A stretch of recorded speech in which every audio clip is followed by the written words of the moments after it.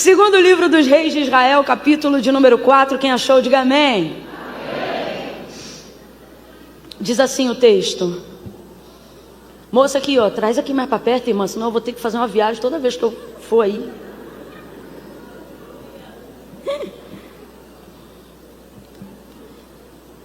A partir do verso 15 em diante.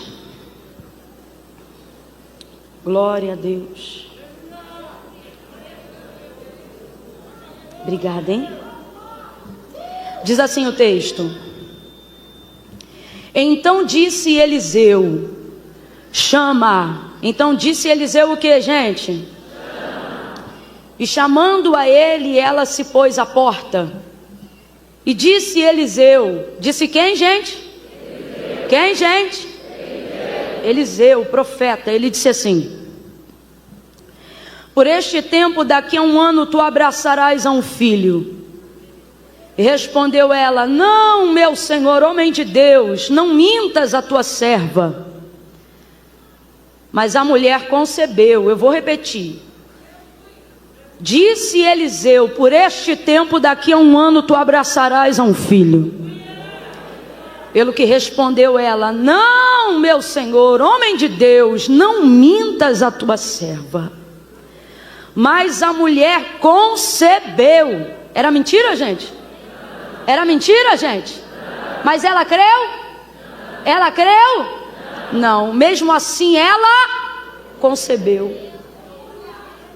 Mas a mulher concebeu e deu à luz a um filho, no tempo determinado no ano seguinte, como Eliseu lhe dissera. E tendo crescido o filho, certo dia saiu a ter com seu pai, que estava com os segadores. E disse a seu pai: ai, a minha cabeça, ai, a minha cabeça. E o pai dele disse a um moço: leva o menino à sua mãe. E ele o tomou e o levou à sua mãe. E o menino esteve sobre os joelhos dela até o meio-dia. E então o menino morreu. E subiu ela e deitou-o sobre a cama do homem de Deus. E então fechou a porta e saiu. Chamou a seu marido e disse: manda-me um dos moços e uma das jumentas, para que eu corra ao homem de Deus e volte. E perguntou ele: por que tu vais a ele hoje, se não é lua nova e nem sábado? E ela disse: tudo vai bem. Então ela albardou a jumenta e disse ao moço: guia, anda e não te detenhas no teu caminhar, senão somente quando eu te disser. Diga amém por essa palavra. Deus colocou algo em meu coração e Ele me disse para falar categoricamente para todos aqueles que estão ao alcance da voz profética nessa noite. Ele disse assim: olha, diga ao meu povo que não antecipe a notícia de resultado da busca deles. Não se precipite em querer trazer respostas de algo que você ainda está buscando. Não se precipite em dar notícias que você ainda não tem. Não ceda à pressão de quem quer ouvir de você um apontamento rápido, uma direção rápida. Não se obrigue por ter vindo hoje aqui buscar ao Senhor, chegar em casa e ter uma resposta definitiva acerca de algo que ainda está no processo da sua busca. Deus está dizendo: você não está obrigado a nada disso. Você não é obrigada a nada disso. Quanta angústia, quanta gastrite nervosa, quanta crise de ansiedade, quanta depressão, quanta tristeza, quanta agonia sendo desenvolvida no processo da busca, quanta energia que poderia estar sendo empregada na busca do seu milagre, na verdade está sendo esgotada na sua tentativa frenética de dar respostas que você ainda não tem para as pessoas. As pessoas querem saber se é cumprimento de profecia, se não é. Como é vista a questão da Ucrânia, da Rússia. As pessoas querem saber se você tem alguma visão ampla e definitiva acerca da economia do Brasil ou de como serão as próximas eleições. As pessoas querem saber sobre o comportamento do seu filho, o que é que você acha?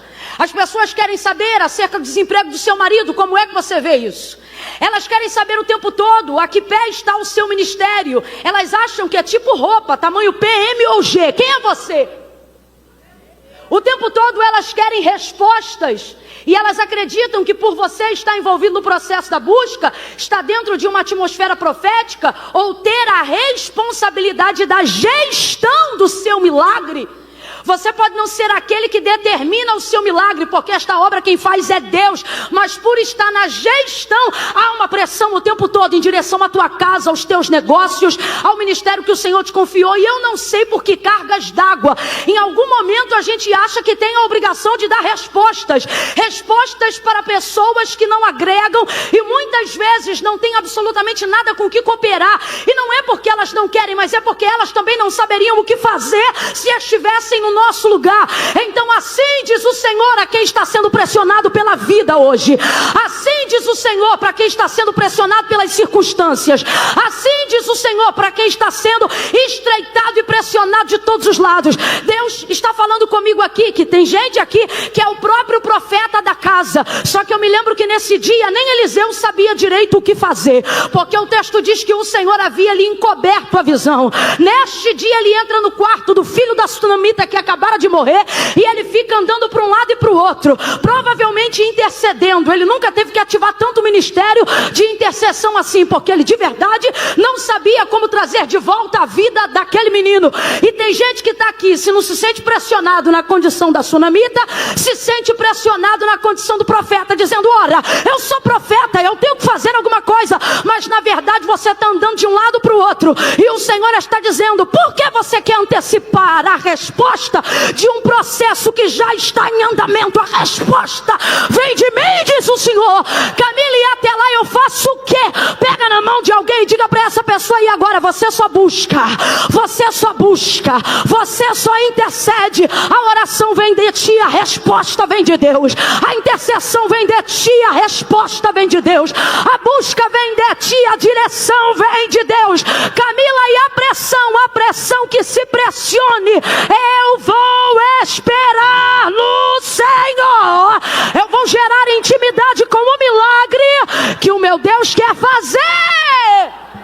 Vou contar de 1 a 3 e você vai respirar aliviado agora. É 1, 2, 3, respire fundo.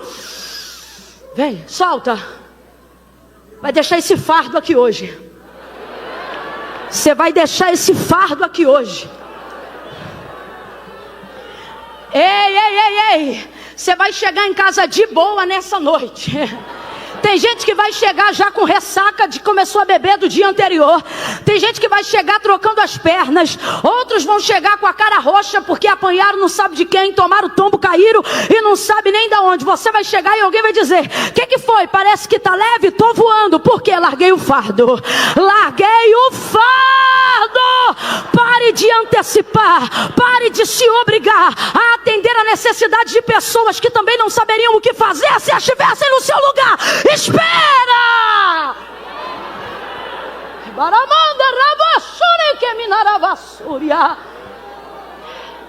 Por que eu estou dizendo isso?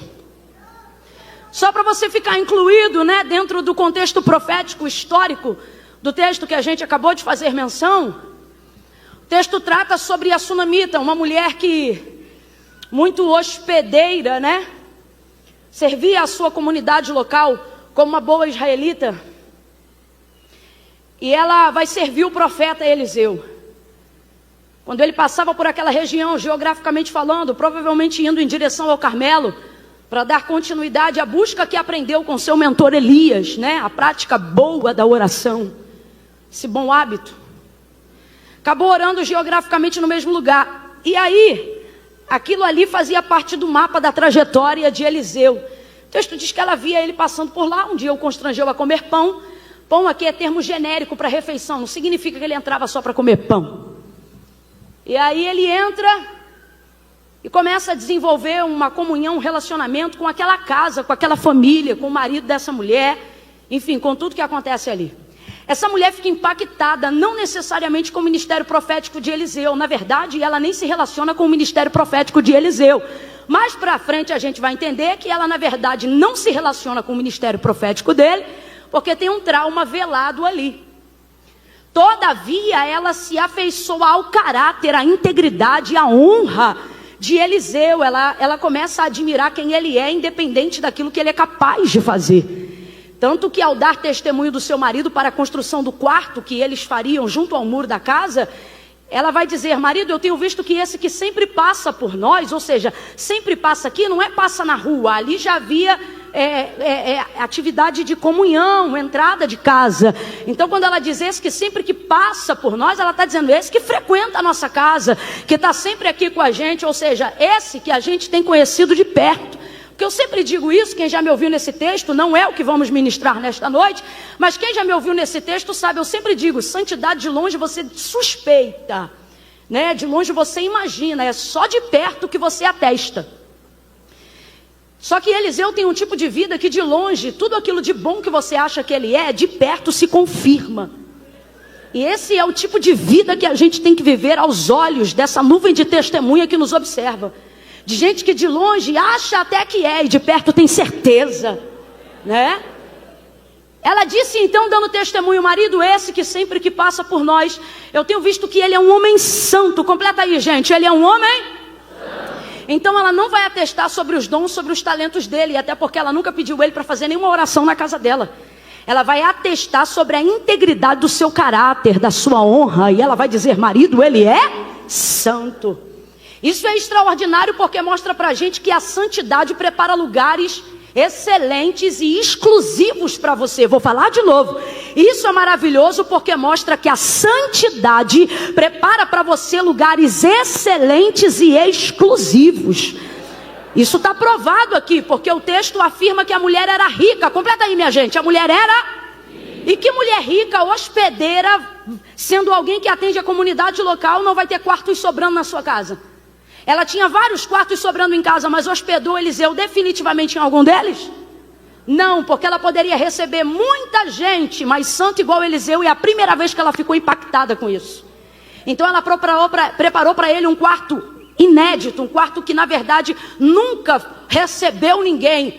Porque quando você se santifica, o que Deus prepara para você é personalizado, é exclusivo. Não cabe em outro modelo que já foi utilizado. Uma outra coisa é que essa santidade promove para Eliseu um tempo de estabilidade.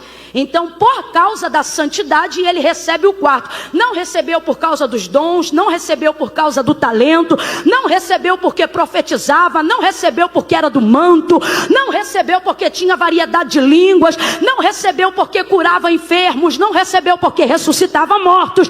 Ele tinha autoridade para tudo isto, mas recebeu, diz o texto, que a mulher construiu junto com o marido porque ele era santo. Então isso aqui comprova, não é talento que te dá longevidade.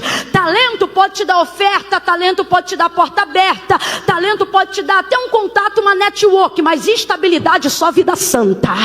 Estabilidade quem te dá é santidade. Prepara um quarto definitivo só dele para ele. Ninguém entra no quarto dele. Ele fica tão constrangido com aquilo que ele sente necessidade de abençoar ela com o que ele tem, com o que ele pode. E o que ele tem? Poder e autoridade concedida do alto, virtude dobrada sobre a unção que repousava sobre a vida de Elias. Então ele diz assim, Geazi, vai lá nessa mulher e pergunta para ela se ela quer, se ela deseja que nós façamos algo por ela, se ela quer que eu fale com o rei, se tem alguma coisa que a gente pode fazer por ela. Geazi vai lá, pergunta, a mulher diz, olha, eu não preciso de nada, eu estou no meio do meu povo. Até porque você não pergunta para uma pessoa rica o que ela precisa. Essa mulher, quando hospedou Eliseu em sua casa, ela não perguntou o que ele precisava. O texto diz que ela o constrangeu. O que é o constrangeu? O impeliu. A semeadura dessa mulher na vida de Eliseu não é semeadura de oferecimento. Ela não esperou autorização para saber se podia abençoar. Eu tenho uma filosofia que eu carrego comigo, implantada pela minha avó materna. Ela dizia pra gente continuamente, quando alguém chegava em casa para poder, uma visita, né? Ela dizia, quem quer dar não oferece, entrega. Era um jeito de dizer assim, quando você está disposto a fazer algo por alguém, você não depende nem da autorização de quem você quer dar para fazer. Foi isso que essa mulher fez com Eliseu. Quando ela o convenceu, o constrangeu, diz o texto, isso aqui é constrangimento positivo, significa que ela o impeliu a entrar em sua casa. Ela fez algo que tornou a condição dele inevitável. Ele não tinha como rejeitar, ele não tinha como dizer não. Por quê? Porque quando você quer dar, quando você quer abençoar, você não depende, se a sua disposição for verdadeira, você não depende da disposição de quem vai receber. A maior prova disso, gente, é o próprio Deus. A Bíblia diz desse jeito, que de Deus é o dar, de Deus é o dar. O que isso significa? Deus não depende de autorização para dar nada a ninguém. A maior prova disso é também a manifestação da graça. Quem é que merecia estar respirando aqui? Eu fico olhando isso na comprovação da misericórdia. Eu tenho comigo uma frase que eu sempre digo: misericórdia, quem nunca pediu também recebeu. Todo mundo aqui está debaixo da graça comum, do favor e da misericórdia de Deus. Quando Deus quer dar, isso buga a nossa mente, buga a nossa religiosidade, buga a nossa interpretação de quem é merecedor e de quem não é. A gente não entende, vê determinada pessoa e fica, meu Deus, mas como é que pode, né? Mas como é que pode, como é que pode? A Bíblia diz que de Deus é o dar. Quando Deus quer dar, buga tu, buga teu vizinho. Ninguém entende. Por quê? Porque Deus não depende da tua autorização para te abençoar. Eu vou falar de novo. Deus não depende da sua autorização para te abençoar. Eu vou falar de novo. Deus não depende da tua autorização para te abençoar. De novo. Deus não depende da tua autorização para te abençoar. Sabe por que a sua reação não é de explosão de glória? Porque você olha para um texto como esse e você fica assim, mas claro, essa mulher tem a vida coerente. Nem eu estou dizendo que não tem que ter, tem que ter. Deus não é leviano, Deus não é Deus de confusão. Só que a verdade é que muitas vezes o nosso reconhecimento de não merecimento das bênçãos de Deus é maior do que o nosso entendimento da graça de Deus em relação a nós. E aí o que é que isso provoca? Serviço desenfreado. A gente trabalha como ninguém, serve como ninguém, hospeda como ninguém, toca como ninguém, canta como ninguém, prega como ninguém, trabalha como ninguém, tira lixinho do banheiro como ninguém, serve na igreja como ninguém, vai fazer plantão como ninguém, cuida dos filhos como ninguém, da casa como ninguém, marido como ninguém. Mas na hora que alguém se coloca para abençoar, você diz: eu não quero, eu não preciso, e ainda pensa: é porque eu não mereço e porque eu sou humilde. Deus está dizendo, tem duas formas: eu posso quebrar teu orgulho te quebrando, ou eu posso quebrar teu orgulho te abençoando. E acerca de um servo que me serve, diz o Senhor, eu quebro o orgulho te abençoando. E quando eu quero te dar um dom, eu não peço a sua autorização. Quando eu quero te usar, eu não peço a sua autorização. Se eu escolher soprar teu nome sobre a terra, eu não preciso da tua autorização. Se eu quiser salvar teu marido, dar um banho de sangue, e você só ter feito 3 campanhas de oração, quando havia prometido 7, eu não dependo da tua autorização. Eu posso salvar teu filho antes da quimioterapia, no processo da quimioterapia, depois da quimioterapia, porque eu não preciso da tua autorização. Quando eu quero dar, se eu quiser te dar um CNPJ, eu te dou. Se eu quiser fazer de você um advogado, eu faço. Se eu quiser te dar um diploma em 3 anos ao invés de 4, eu faço. Eu sou o Senhor e fora de mim não há outro. Quando eu decido dar, quem pode rejeitar? Mas você, na sua filosofia de entendimento, de mérito, diz que quer ser abençoado, vem à igreja para ser abençoado, mas na maioria das vezes não sabe se comportar quando Deus quer te abençoar. Geazi sobe e diz assim: eu percebi que o marido dela é avançado em idade. Ela disse que não precisa de nada, mas eu vi que não tem filho na casa. Aí Eliseu vai dar para ela a colheita do que ela plantou, porque você nunca vai colher uma colheita diferente do que você plantou. Não. Irmãos, a semeadura é opcional, sim ou não? Sim ou não? Mas a colheita é obrigatória. Por que tem gente que vem aqui, nem serve Deus com a mesma entrega que a gente serve, mas acerca da lei da semeadura, colhe do mesmo jeito? Porque é lei. Eu falei que é profético? Não, eu falei que é. Falei que depende de fé? Não, eu falei que é. Lei é lei. Tudo pois que o homem semear, tudo pois que o homem plantar, isso ele vai. Qual foi a colheita que essa mulher fez na vida dele? Ela perguntou se ele queria entrar?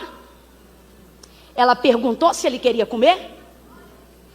Ela deu opção a ele de rejeitar o que ela já estava determinada a fazer? Não, por isso o texto diz que ela o constrangeu. Quando você está determinado a plantar, irmão,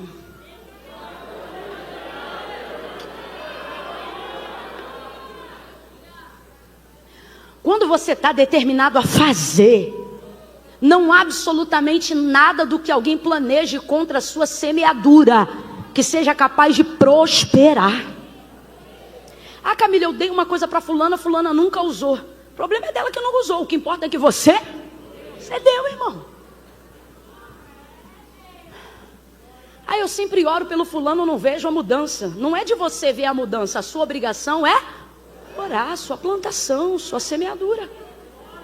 Porque uma coisa é certa, na hora da colheita, oh meu Deus do céu, eu vou falar de novo. Na hora da colheita,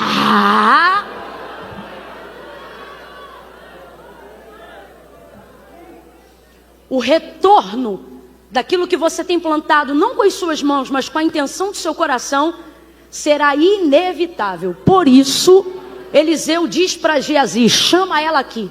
Até porque ele já está constrangido de ser tão abençoado de tantas formas. Agora, por fim, a mulher montou um quarto, construiu e montou, mobilou, preparou tudo.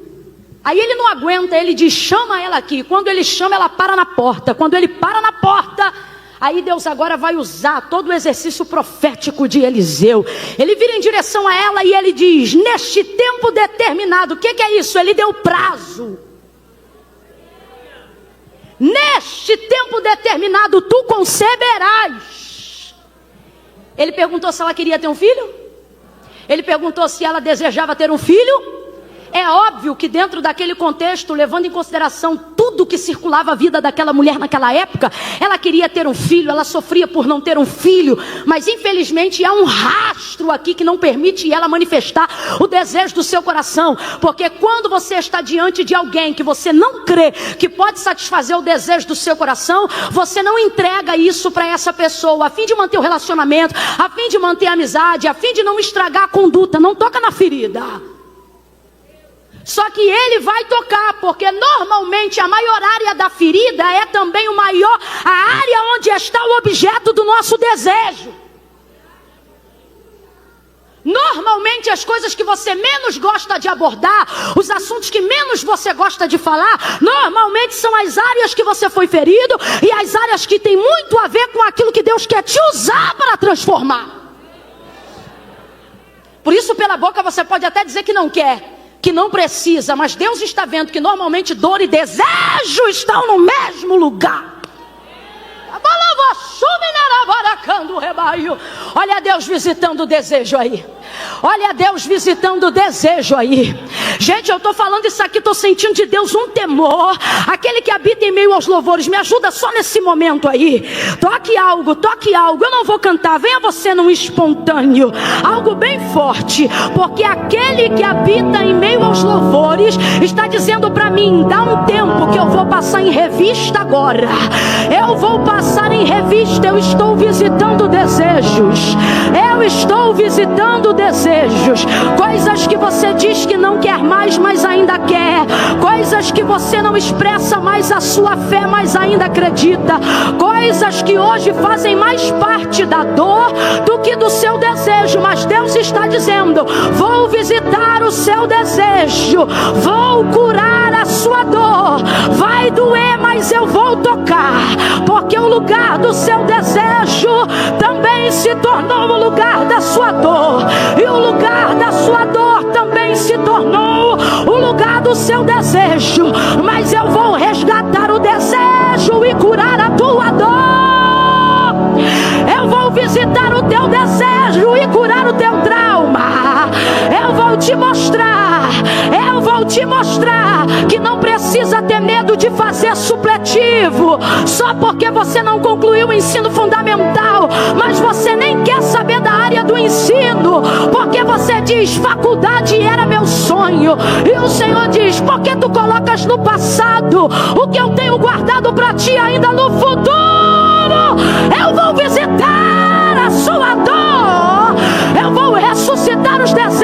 raiva, se abandonou por ter sido enganada, enganado, iludido, iludida, por ter se distraído, por ter dependido de alguém que não podia fazer aquilo que você desejava. Mas assim diz o Senhor, nesta conferência de adoração, eu vou te mostrar que nem tudo é dor, mas tem muito desejo aí, que eu ainda vou realizar. Tá de mão abaixada porque levanta essa mão, levanta essa mão.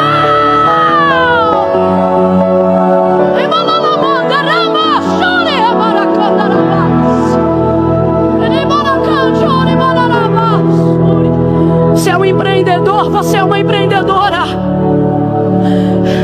mas você tentou um negócio, faliu, tentou outro, faliu.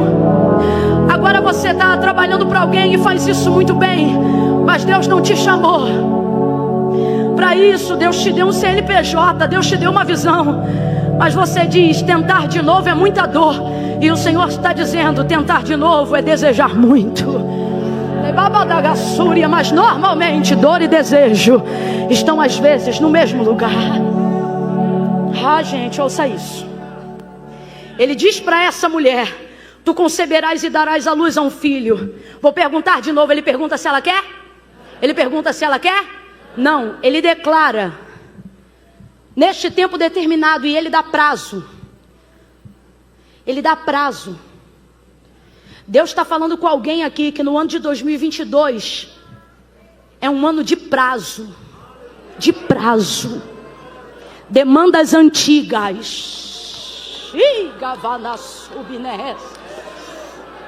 Eita, isso aqui é raro, mas Deus está mandando eu dizer. Sabe quando você tem um processo na justiça que está correndo há anos? Aí a pessoa diz assim, como é que tá? Está correndo, está no processo. Ah, está lá no papel, o Senhor está dizendo 2022, eu vou abrir e fechar tempo de prazo, tempo de prazo. Ele diz para ela, tu conceberás e darás à luz a um filho.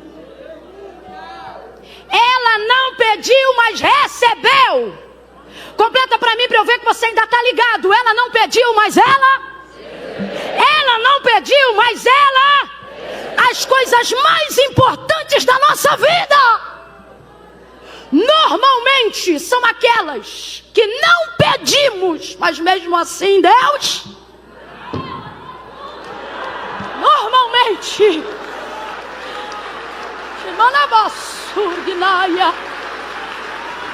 tem coisa que a gente deseja que é tão grande que a gente não tem coragem de pedir. Aí Deus vai lá e dá. Não pediu, mas recebeu. Só que veja isso. Ela não creu.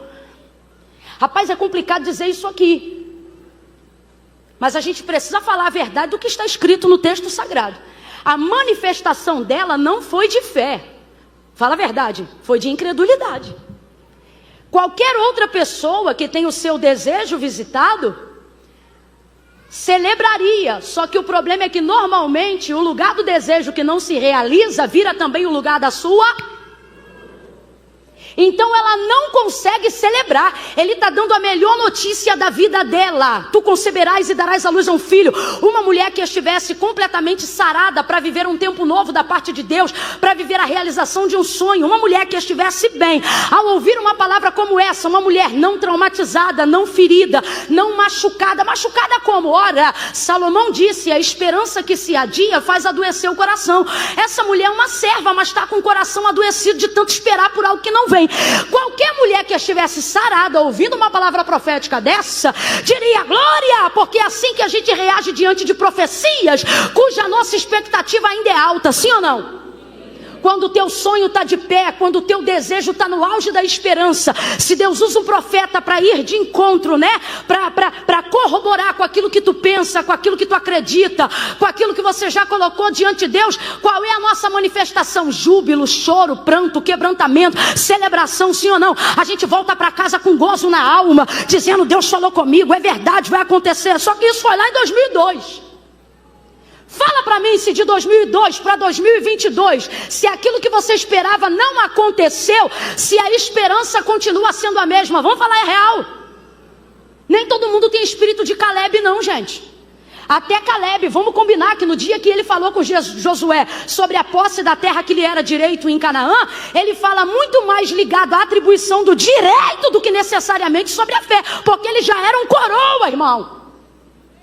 Você lembra dele dizendo, Josué, me dá o que é meu, porque como na força daqueles dias, parece que eu vejo ele, me dá o que é meu. Porque como não tem como, irmão. Você tá achando o quê? Que é um bombadão que tá pulando? Não é nada. É um cabra barbudo, cheio de cabelo branco na cabeça, dizendo, me dá o que é meu. Para os filhos, para os netos, para a descendência. Porque o tempo, quando nós estamos suscetíveis ao tempo, o tempo faz um nível de lapidação do lado de fora, que dependendo do nível de blindagem que você buscou em Deus, se você não vigiar, Ele tem o poder de te amargurar terrivelmente do lado de dentro.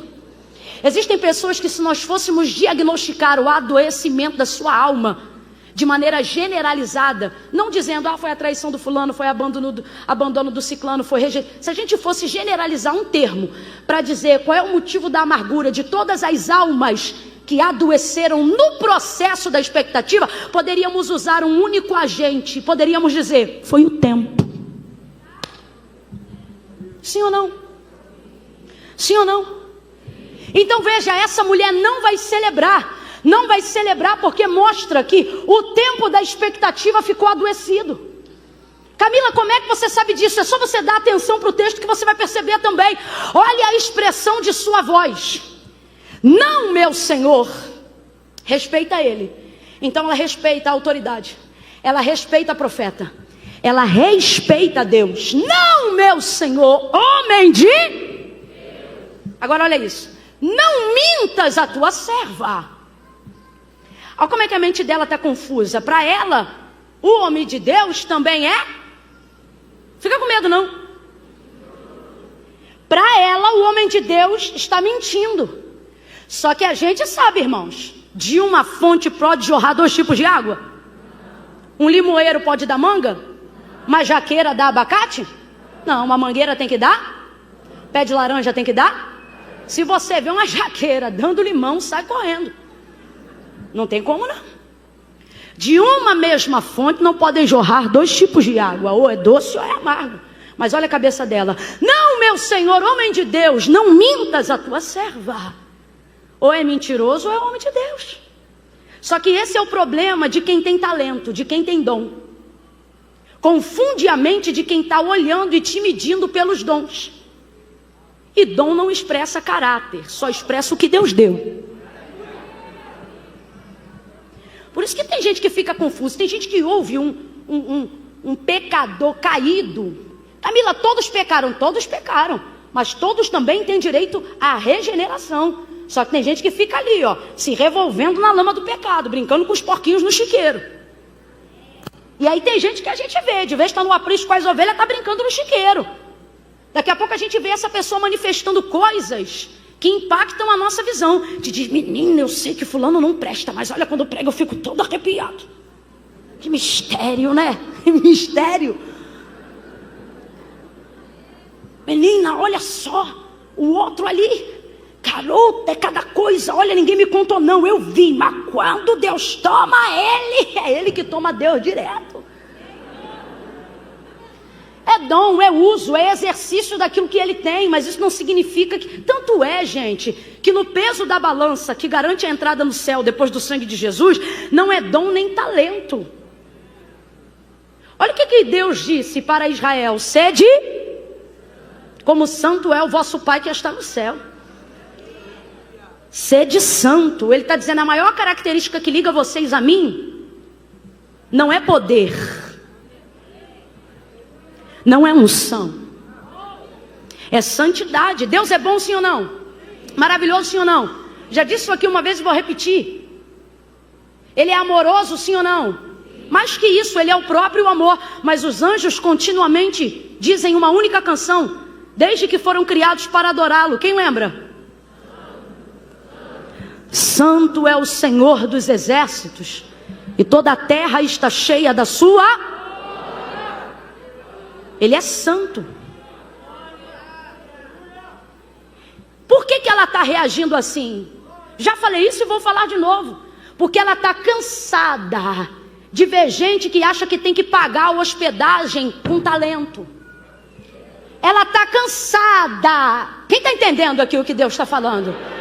De gente que acha que porque é profeta tem que manter o quarto dando aluguel de profecia, falando o que Deus não mandou falar, dizendo o que Deus não mandou dizer, só para poder alegrar o coração. Quantos ricos que poderiam de verdade hoje estar subsidiando a obra de Deus em amor, e ao invés de estarem dando cabo da sua própria vida, poderiam estar encontrando propósito nas suas riquezas, dando benefícios e encontrando a alegria de vida em poder ser útil no ministério que o Senhor confiou, porque riquezas também têm propósitos, mas estão se jogando debaixo da ponte. Quantas vezes porque foram feridos no coração por alguém que dizia que era profeta, e por causa de um jantar, de uma mesa bonita de café da manhã, falava o que Deus não tinha mandado, profetizava o que Deus não tinha profetizado. Aí ele garante a diária dele, mas arrebenta com o coração do ouvinte.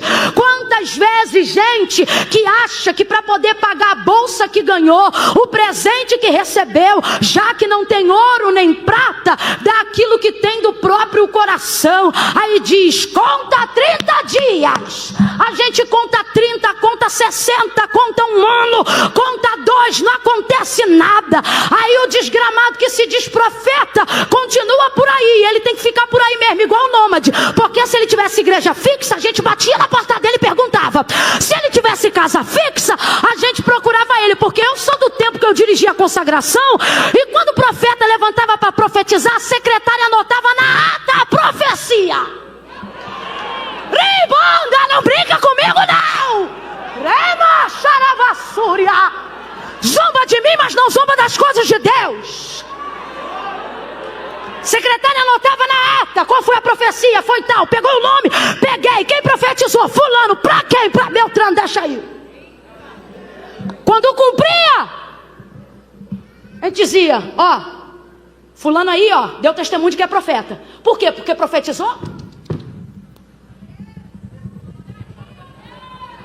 Porque cumpriu.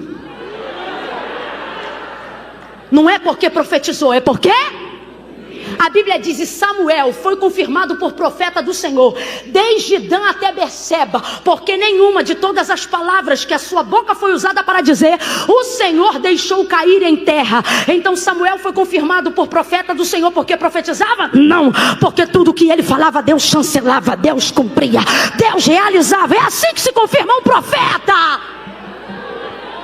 Aí eu não aguento, não é o ponto principal da mensagem, mas eu preciso falar. Um monte de coração adoecido, seja do lado de fora, seja do lado de dentro, porque colocou expectativa naquilo que alguém falou e não realizou, e no final a sua revolta é com Deus, como se Deus fosse capaz de mentir. Porventura não conheceis a palavra que diz, seja todavia o homem mentiroso, mas Deus verdadeiro. Deus não mente.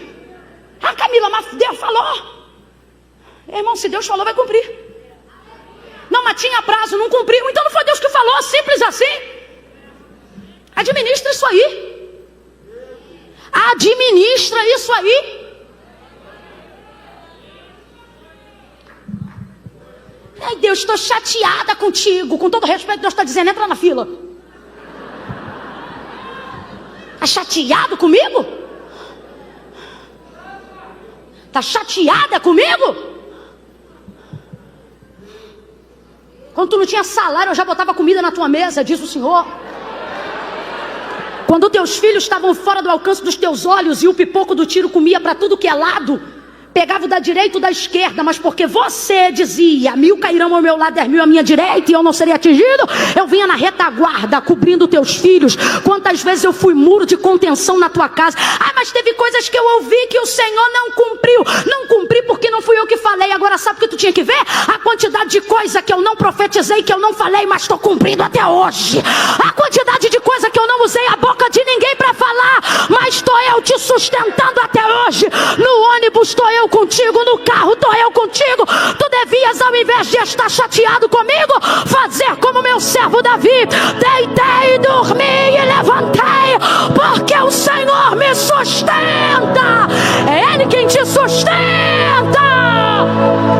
Para de ficar refém de profecia. Para de virar chaveirinho na mão de profeta. Quer profecia? Recebe profecia. Recebe palavra. Recebe Bíblia. Recebe o verbo vivo. Recebe.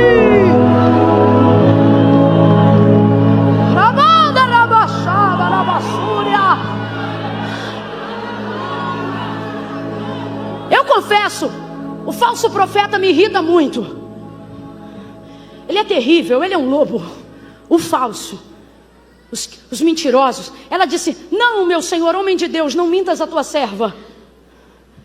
Aí eu já perguntei e pergunto de novo: pode um homem de Deus ser mentiroso? Mas pode um mentiroso dizer que é homem de Deus? Muitas vezes é o que acontece. Então o falso profeta, ele me aborrece muito. Mas o que me aborrece mais não são nem os inocentes, que às vezes estão tendo uma experiência achando que é com Deus, e pela primeira vez com alguém que está falsificando a sua palavra. Não, mas os que já estão acostumados a ouvir, que vem para a igreja focado: hoje eu preciso de algo. Não vem no culto para cultuar, não. Vem no culto para Deus fazer. Rapaz, para Deus fazer, tu não precisava nem ir no culto. Tu podia pressionar ele na parede da tua própria casa. Se veio para botar Deus na parede, podia botar em qualquer uma.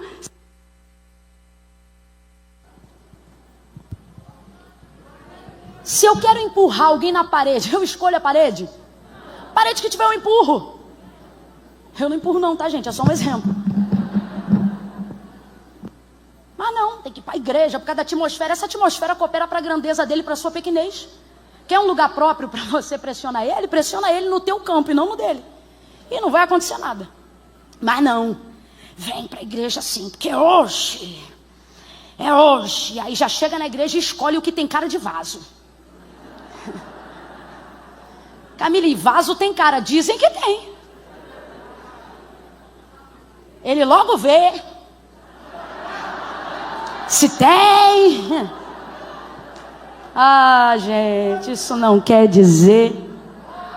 Sabe o que isso aqui quer dizer? Que o cabelo tá sujo, que não deu para fazer uma coisa, que a gente saiu com pressa. Mas eu vejo tanta mulher de Deus com coque, porque mulher de Deus é ocupada, meu filho.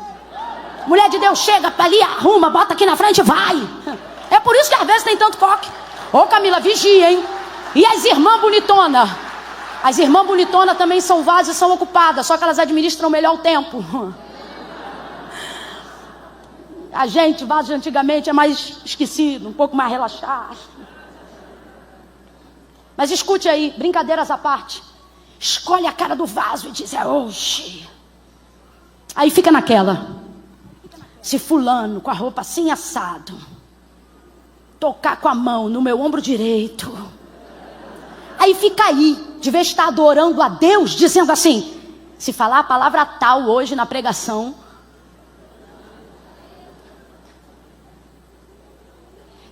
aí é porque Deus quer falar comigo, ou Deus está confirmando tal coisa assim assado. Refém de quê? De ouvir a voz de Deus na boca das pessoas. Aí isso me irrita mais do que os falsos profetas, e eu vou dizer por quê. Porque você fica facilmente vulnerável ao engano, à neurolinguística de um desocupado que não tem o que fazer e entra em ambientes como esse só para roubar o coração dos outros. Aí fala uma coisa, você de vez pelo menos segurar ali a onda. Rapaz, quando o profeta começar a profetizar para você, segura a tua onda. Como assim, Camila? Não sai. O cara bota a mão no teu ombro, você já vê. Segura a tua onda, tu já está entregando tudo. Deixa, vamos ver se ele é profeta. E não fica com o negócio de, mas não foi assim. Se foi pergunta retórica, você já sabe. Se ele está esperando você responder, já não é profeta. Porque que profeta é esse que eu tenho que entregar tudo? Irmão, Deus botou uma palavra na tua boca, entrega. Não olha para o meu carro, não olha para minha conta, não olha para quem eu sou, não olha para... Deus botou uma palavra na tua boca, entrega. Rapaz, teve uma época que era tanta gente vindo que aquilo começou a me aborrecer. Eu lembro que uma vez eu cheguei numa igreja e eu disse, e a pessoa, eu vendo que aquilo já ia acontecer de novo, eu disse assim, Senhor, se és tu, quem sou eu? O anseio da minha alma é ouvir a tua voz falar comigo. Meu espírito vive para ouvir a tua voz. Mas se é conversa fiada, enrola a língua dele dentro da boca e não deixa ele falar nada. Nunca mais eu esqueço dessa cena. O irmão veio, tadinho, emocionado, porque nem sempre é falso profeta, né, Ney? Às vezes é emocionado. Aí vem... E pai, queria falar. Toda hora que ele queria falar em português, ele... E ele queria falar em português, no final ele só ficou... E saiu. Eu falei, muito obrigado, Jesus. Porque eu não quero alma doente. Aí você diz assim, mas Camila, eu venho aqui para ouvir Deus, venho aqui para confirmar, venho aqui para adorar. Quer ouvir Deus? Entra na tua casa, fecha a porta do teu quarto, dobra o teu joelho, abre a Bíblia. Camila, eu não entendi, vai entender agora. Quem vive disponível para ouvir a voz de Deus na boca de todo mundo, nunca vai reconhecer quando o próprio Deus fala com ele. Mas Jesus disse, as minhas ovelhas conhecem o som da minha voz. Quando você vai para a rua, Deus vai confirmar o que já falou com você. Quando você vai ouvir da boca de alguém, Deus vai anunciar algo que já está no seu coração. Deus está dizendo, sabe por que tem gente muito enganada, muita gente enganada, entristecida? Porque está terceirizando algo que Jesus conquistou na cruz para você chegar direto. Camila, eu não entendi. Deus está dizendo para alguém, porque você está se contentando em ser sócio minoritário? Por que você está terceirizando seu relacionamento? Se você ouvisse minha voz em casa, tu não ficava refém na boca de ninguém na rua. Quem conhece a voz de Deus em casa não se engana. Mas tanta gente já passou pela casa dela, e nesse caso eu nem posso criticar, porque não é ela que vai para a casa dos outros, é os outros que se aproveitam da casa dela. Ela foi alvo, ela não fez alvo, ela foi alvo. Quando ele fala, ela não celebra. Quando ele fala, ela se entristece. Não, meu Senhor, homem de Deus, não mentas a tua serva. Só que não era mentira, era verdade. Mas diga aí para mim, a despeito do que ela pensou, ou de como ela recebeu a palavra, ela gerou ou não gerou? Bora, gente, gerou ou não gerou? Gerou. Concebeu e deu à luz a um filho. O menino nasceu, vamos lá. Ela pediu? Quem lembra? Vamos, ela pediu? Mas concebeu ou não concebeu? Responda para mim, ela está alegre, meio alegre ou muito feliz? Alegre, meio alegre ou muito feliz? Ela está muito feliz. Muito feliz. O desejo do seu coração, que estava envolto à sua dor, se realizou. Quando o desejo que você mais tem se realiza, a dor fica sem lugar para morar. Eu vou repetir. Quando o desejo que você mais almeja em Deus se realiza, a dor perde o teto, perde a casa. Ela agora está feliz. Só que quando o menino cresce um pouco, o texto diz que o pai manda o moço levar o menino para casa, porque ele começou a gritar que estava sentindo uma dor na cabeça.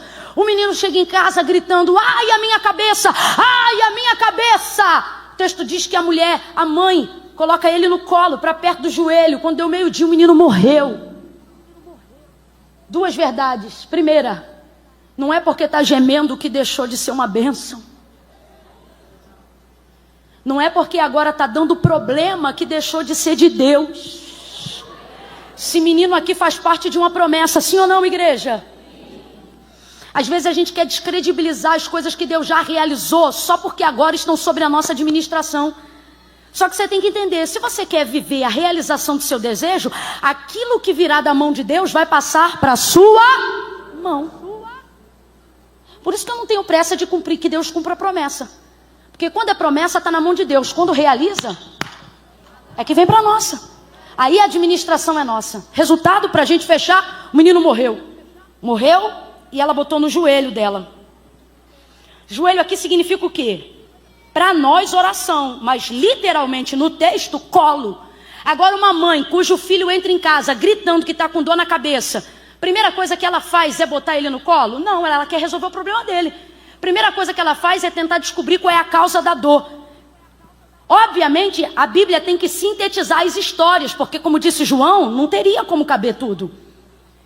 Só que joelho aqui é colo dela. Isso significa para ela que ela já tinha feito tudo que podia. Quando é que uma mãe, vendo um filho gritando, só bota ele no colo sem saber a causa da dor? Quando ela percebe que independente de qualquer coisa ela já não pode fazer nada. Colo é consolo. Consolo é o que você dá quando não tem mais nada para oferecer. Porque se você tem dinheiro, você paga. Se você tem remédio, você dá. Quem está entendendo o que Deus está falando aqui? Quando você tem, você faz. Você só entrega colo, consolo quando você não tem mais? Quem é que pode ressuscitar o morto de um velório? Então quando a gente chega lá, na maioria das vezes, né? Enquanto Deus não falou pra gente, ressuscita. Quando a gente chega lá, a gente não fala nada. A gente só fica ali prestando o quê? Consolo. Porque a gente não pode fazer mais? Então, na verdade, o que o texto está dizendo quando diz que o menino morreu meio-dia, é que chegou uma hora, depois de tudo, que provavelmente ela tentou fazer pela vida do menino, que não resultou em nada e terminou segurando o menino no colo. Que é isso? Mãe sabe quando o filho vai morrer. Se tiver nos seus braços, ela conhece o olhar, o brilho, o jeito. Mãe conhece respiração, gente. Deu meio-dia, o menino morreu. O que é isso? Prazo. Deus está dizendo, você precisa entender que tem coisas dentro do seu processo de busca que tem abre a boca, tem prazo. Deus está dizendo, seja bom ou seja ruim, estabeleça prazo. Não para as coisas que Deus disse que vai fazer, mas para as coisas que você sabe que tem que fazer. Estabeleça prazo. Quantas vezes a sua busca está sem direção? Não porque você não sabe a quem buscar Deus, mas porque você não estabelece um prazo para aquilo que você decidiu entregar para Deus naquele tempo. Não faz uma campanha, não apresenta um jejum, não faz um voto, menino! Pelo amor de Deus! Bota um prazo! Faz alguma coisa, meio-dia, deu consolo, o menino morreu. Ela pegou o menino, colocou no quarto do homem de Deus. O texto diz que ela desceu as escadas. Rapaz, ela vai entrar num processo de busca. Eu fecho e encerro aqui. Quem tem ouvidos, ouça o que o Espírito diz à igreja. Ela vai entrar num processo de busca. Completa aí, abre a sua voz. Ela vai entrar num processo de... Abre essa boca, é sabadão, vamos embora. Ela vai entrar num processo de... Só que ela estabelece prazo para a busca dela. Camila, como é que você sabe? Ela tem horário. Como é que você sabe que ela tem horário? Porque ela sabe que Eliseu está no Carmelo. E ela sabe que ele não fica lá o dia inteiro. Quando dá meio-dia, ela bota o menino no quarto e corre. E ela sabe para onde ela vai. E agora eu vou te perguntar, tem celular? Não tem celular. Nem pombo correio dá tempo de chegar. Pelo relacionamento que ela construiu com Eliseu, ela sabe aonde ele está. Quando ela vê a hora, ela sabe para onde ir. Quando não sabe o que fazer. Sacode alguém aí agora e diga, saiba para onde ir. Não, sacode o ombro aí dessa pessoa agora. Sacode, para com isso, sacode. Sacode, irmão. Outrora essa hora a gente estava pulando. Sacode essa pessoa aí agora e diga para ela, você sabe para onde ir. Quando não sabe o que fazer, responde para ele e diga, eu sei. Você acha que eu vim passar meu sábado de carnaval na casa de Deus? Porque eu ainda me lembro, eu ainda sei para onde ir. Quando não sei ao certo o que fazer, bate na mão de 3 aí e diga, que bom que você veio. Você está no lugar certo, fazendo a coisa certa. Quando você está no lugar certo, fazendo a coisa certa, o que era para dar errado vai ter que dar certo. Vai ter que dar certo. Ela desce a escada correndo e corre. Ela diz assim, marido. Sabe o que eu acho interessante? Que o marido chama o moço para levar o menino. Ela chama o marido para trazer o moço, para ela buscar o profeta. Deus está dizendo, o veículo é o mesmo, é você que tem que saber a direção que tomar. Aí olha o que o texto diz. Que ela chama o moço, chama o marido, e diz assim, marido, chama o moço. Prepara o carro. para que eu corra. Quem leu essa parte aí no texto comigo e lembra? Ela não disse para que eu vá, ela disse para que eu. Por que tem que ter prazo? Para você saber quando tiver que acelerar. Deus trouxe gente hoje aqui para dizer desse jeito. Não é porque você está atrasado que significa que você não vai chegar. Se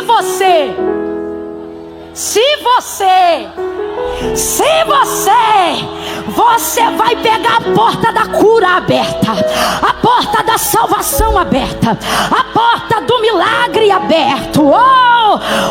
Acabe parece atrasado, mas Elias diz para ele: corre, porque é sinal de uma grande chuva. Ele vai na frente, Elias vai atrás. Se Elias está atrás, parece que também está atrasado, mas o texto diz que o Espírito do Senhor toma Elias, Andréia, e ele corre mais do que Acabe e os seus carros. Camila, eu não estou entendendo, vai entender. Neste sábado aqui, assim diz o Senhor: o meu Espírito vai se apoderar de ti, e você vai correr, vai correr mais do que os carros e cavalos de Faraó, vai correr mais do que os carros e cavalos de Acabe. Você vai correr mais do que a dívida, vai correr mais do que a depressão, vai correr mais do que a síndrome do pânico. Você vai correr mais do que o câncer, mais do que a dor, mais do que o abandono, mais do que a rejeição. Você vai correr, vai correr, vai correr, vai correr, vai correr. Ninguém vai te parar. Olha isso aqui, gente, olha isso aqui. Para que eu corra. Aí ela prepara, ela diz assim, ó: aparelha o carro. A jumenta é animal de força. Vamos embora lá, jumenta é animal de... Uma mulher rica tem cavalo, tem cavalo. Como é que chama? Manga larga machador. Essa mulher, vamos para a região. Essa mulher tem cavalos árabes. Sim ou não? Ô mano, ela é rica, sim ou não? Mas na hora de subir, ela quer quem? Você tem que entender o propósito. Aqui, ó. Quando Davi venceu Golias, o texto afirma que tudo que ele tinha na sua mão era apenas uma funda. Mas tentaram vestir a armadura de Saul nele, sim ou não? Quem lembra, sim ou não? E ele deu conta? Porque não é sobre ter o que os outros têm. Ouça isso. É sobre usar o que você tem habilidade. Você quer ver? Quem chegar mais rápido, não importa a distância percorrida. Alguém, presta atenção, alguém que tem um carrão na mão, gasolina, chave, tudo pronto, mas nunca pegou um carro para dirigir. Ou alguém que está sentado no lombo de uma motocicleta. Quem vai chegar primeiro? Quem vai chegar primeiro? A motocicleta? Por quê? Até o outro. Se não for automático, então, até ele entender o tempo da marcha com a engrenagem. O da bicicleta já andou 1 quilômetro. O da moto já andou 1 quilômetro. Porque não é sobre ter o que alguém tem. É sobre saber usar o que eu tenho. A mulher vai pegar um instrumento de força, jumenta, porque ela sabia que Eliseu estava no Monte Carmelo. Manga larga machador é muito bom, mas é bom para marcha. Para aguentar peso, de subida, pega jumenta. Deus está dizendo para alguém hoje aqui, o que disse o autor da carta aos Hebreus: busque força da fraqueza, vambora. Corre para quê? É melhor você correr para pegar ajuda de fora do que alguém correr para botar o funeral do lado de dentro. É melhor você correr para pegar ajuda do alto do que alguém sair correndo para trazer ajuda da terra. Quando o marido pergunta, tá tudo bem? Ela diz, vai tudo bem. Agora eu te pergunto, filho morto dentro do quarto, tá tudo bem? Tá tudo bem? Só que o que ela está dizendo é, eu não posso antecipar uma notícia que eu ainda estou em processo de buscar. O problema é que você antecipa notícias quando ainda está no processo de busca. Aí alguém diz assim, é mentira. Não, não é mentira. Isso aqui é estratégia no contexto dela. Eu não vou dizer o que está acontecendo, porque enquanto ela sai para buscar o milagre, ele pode colocar qualquer pessoa lá dentro. no desespero de um pai. Então Deus está dizendo, por que alguns milagres estão sendo interrompidos no processo da sua busca? Porque você se sente na obrigação de falar para todo mundo o que está acontecendo. Eu vou ser muito literal aqui. Você não vai buscar, não quer orar, não quer jejuar, não vai botar no quarto de Deus, não vai apresentar para Deus. Então beleza, abre a boca, quer saber? Vai direto para o Facebook, já coloca lá, se sentindo triste. Agora, não, quer saber? Fui a primeira pessoa a receber essa demanda aqui. Está na minha mão o poder de fazer alguma coisa ou de não fazer nada. Já que eu tenho poder, vai fazer alguma coisa? Então segura. Não sai falando para os outros. Entra no processo de busca. Ela sobe e o texto diz que ela corre. Vai de encontro ao homem de Deus. Te pedir algum filho? Que a gente é assim, né? Ganhou, não pediu, mas gostou. Mas se der ruim, a gente diz, eu não pedi isso. Ele desce com ela, resumindo a história, vai para a casa dela. Anda de um lado para o outro, pensando, o que eu vou fazer? O que eu vou fazer? Nessa hora vai ver, o marido já sabe, não sei. Eu sei que agora está só Eliseu e o menino no quarto. E Eliseu está de um lado para o outro, dizendo, o que eu vou fazer? Aí presta atenção que eu vou terminar aqui. Mateus capítulo 15, verso 21.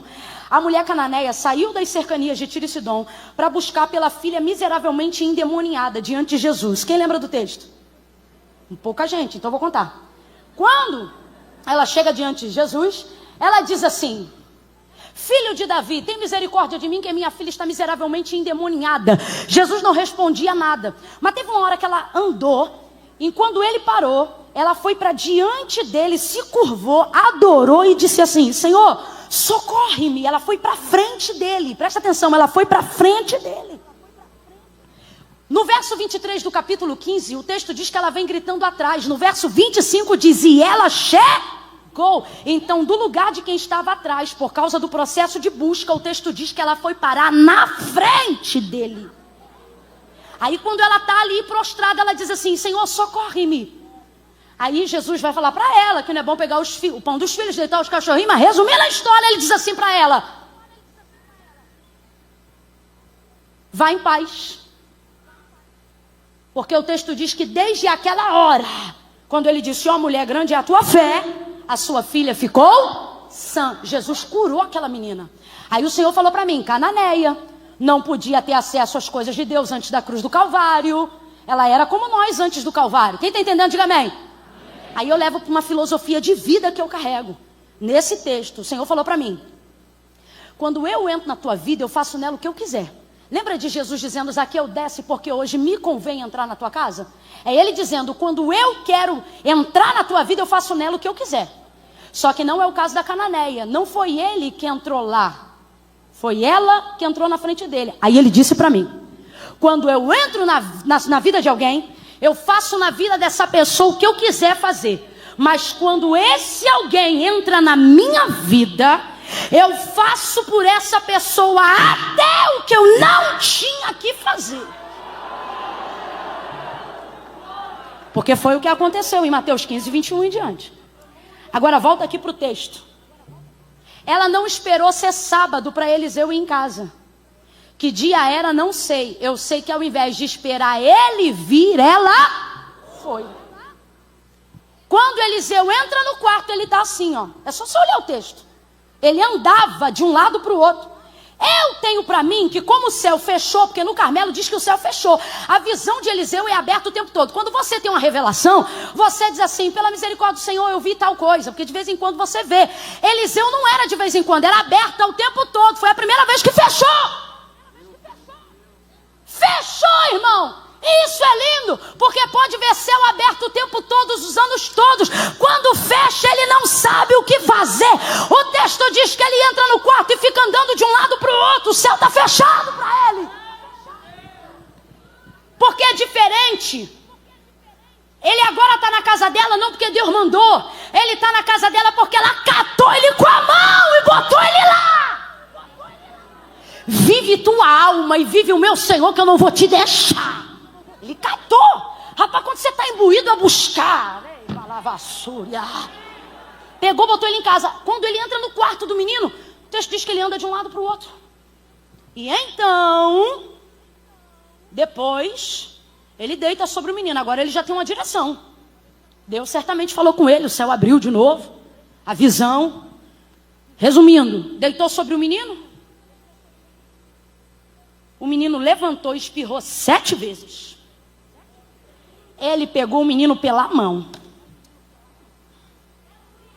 A única pessoa que tinha pego naquele menino depois que morreu foi a sua. A única pessoa que tinha pego aquele menino depois que ele morreu foi a sua. Ela cuidou de fechar a porta para ninguém pegar.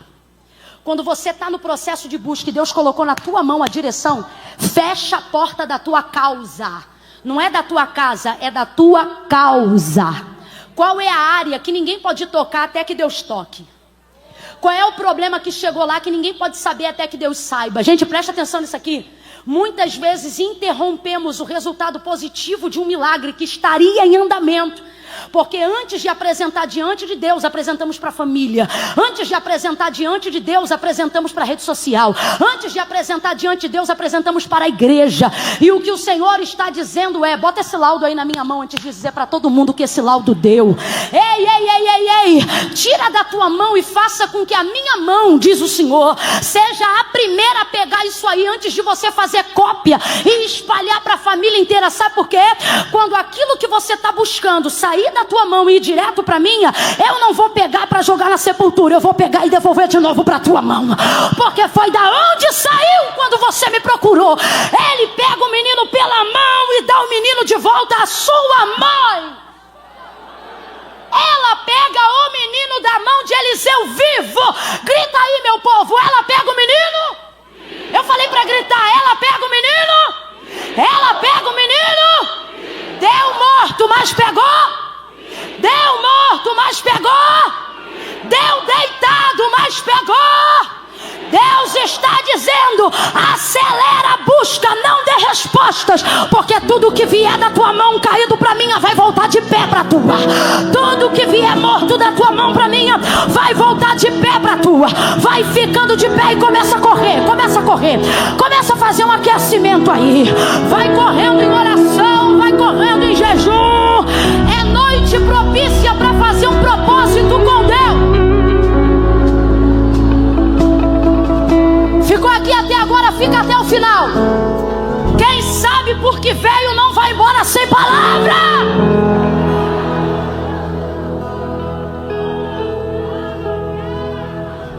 Fala o que ela falou para ele, para alguém. Diga assim, ó: vive a minha alma, que eu não vou sair daqui sem a minha vitória. Sem o que eu vim buscar.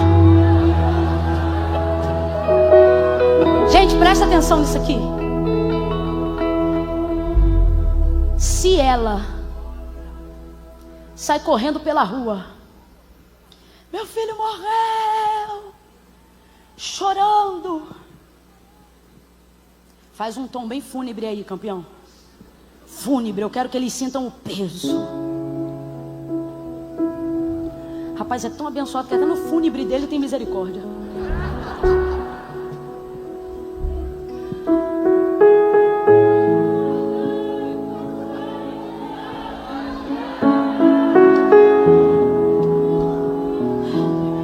Eu queria uma coisa mais triste. Isso.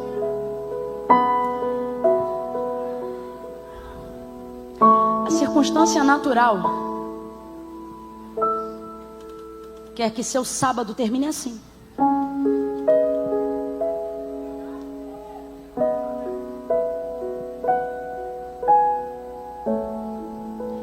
Quer que tu pegue tua bolsa, chave do teu carro, vá para tua casa e fique pensando em tudo que você ainda não vai ter, em tudo que você ainda não viveu.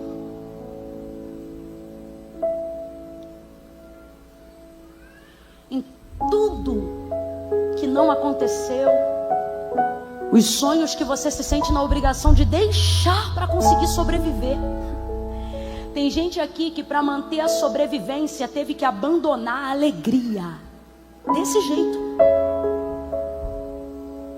Camila, para eu continuar vivo, eu tive que largar mesmo. Eu não posso mais ter expectativa nas coisas, porque é tanta frustração, que o único jeito de eu continuar servindo a Deus e crente é não gerando mais nada.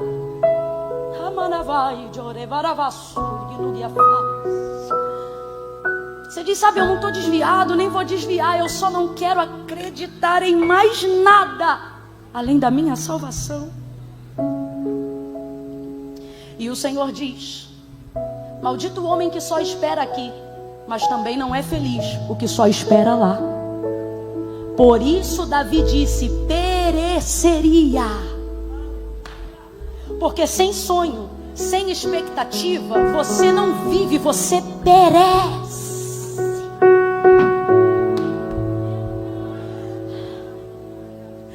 Você vive esperando o dia da sua morte. Tem gente aqui que disse para Deus: eu só não me mato porque eu temo a minha salvação. Eu não tenho mais alegria divina. É essa trilha sonora que tem composto os seus dias. Na igreja até tem uma cor, mas no seu dia a dia tudo é cinza, nublado. Só que o Senhor te trouxe hoje aqui para dizer: não é porque você se sente atrasado que ainda não dá tempo. Se eu pudesse resumir toda essa noite, pastor Ney, em uma única frase, eu resumiria dizendo que Deus me trouxe aqui para dizer a quem ouve assim: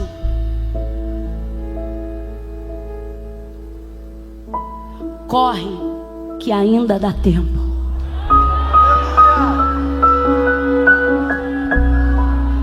Aí então você começa a buscar: Camila, mas eu não estou sentindo nada. Eu não estou falando sobre sentir, eu estou falando sobre saber. Porque fé não é sobre o que a gente sente, fé é sobre o que a gente sabe. Levante uma das suas mãos aos céus aí agora. Vamos começar a melhorar. Ainda não é júbilo não, mas começa a melhorar aí, meu tecladista. Porque no processo da busca, coisas que ainda não foram resolvidas já começam a ser administradas. E tem coisa na tua vida que só tá ruim porque você abandonou completamente. É tanta coisa para fazer, é tanta oração atrasada, é tanta dívida antiga, é tanto trauma do passado que você diz: eu não vou nem meter a mão, porque isso vai me cansar. E o Senhor está dizendo: é isso que está te destruindo. Começa a apresentar diante de mim isso hoje. Por quê? Porque a sensação de satisfação não vai ser só quando eu curar, não vai ser só quando eu ressuscitar. Quando você começar a buscar, já vai começar a melhorar. Quando você começar a buscar, já vai começar a melhorar. Quando você pegar teu carro e botar um louvor, quando você vir para este culto e sobre esta palavra fazer uma oração, faça isso agora. Faça isso agora. Deus, diante de ti nesta noite, coloca aí diante dele as suas tristezas, suas dores, suas amarguras. Não precisa falar palavra bonita, não precisa fingir que tem uma fé falsa. Seja verdadeiro e comece a dizer: Deus, eu vim porque eu sou fiel, mas eu não creio mais, eu não tenho mais a mesma fé que eu tive. Não minta, fale a verdade agora. Fale a verdade agora. Deus, eu não admito ficar depressivo, isso me entristece, mas se eu tiver que aceitar a dor para depois viver a cura, está diante de ti a minha depressão, o meu trauma, a minha tristeza. Eu quero colocar diante de ti o meu morto, aquilo que um dia eu acreditei, aquilo que um dia eu sonhei, mas hoje eu estou sofrendo. Oh Deus, como eu estou sofrendo.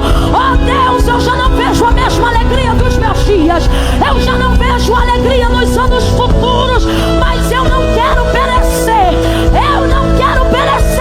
Ressuscita meus sonhos, ressuscita minha carne, ressuscita meu filho, ressuscita meus projetos, ressuscita meu ministério, ressuscita o dom de profecia, o dom de maravilha, ressuscita a língua estranha, renova a variedade de línguas, ressuscita o fogo de quem já foi batizado do Espírito Santo.